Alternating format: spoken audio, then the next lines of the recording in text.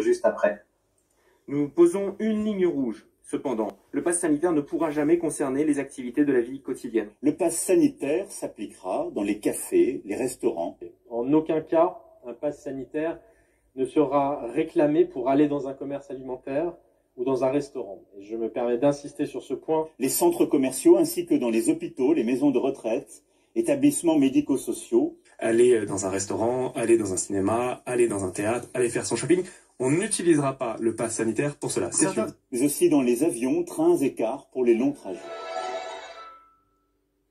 Pour les personnels soignants et non soignants, des hôpitaux, des cliniques, des maisons de retraite, des établissements pour personnes en situation de handicap, la vaccination sera rendue obligatoire sans attendre. Je ne rendrai pas la vaccination obligatoire. En fonction de l'évolution de la situation, nous devrons sans doute nous poser la question de la vaccination obligatoire pour tous les Français.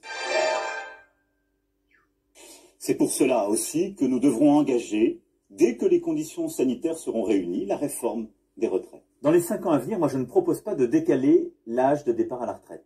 Est-ce qu'il faut reculer l'âge légal qui est aujourd'hui à 62 ans? Je me suis engagé à ne pas le faire. C'est quand même mieux, sur un sujet aussi important, de faire ce qu'on a dit. Oui, parce que nous vivons plus longtemps, il nous faudra travailler plus longtemps et partir à la retraite plus tard. J'ai toujours tenu un langage de vérité.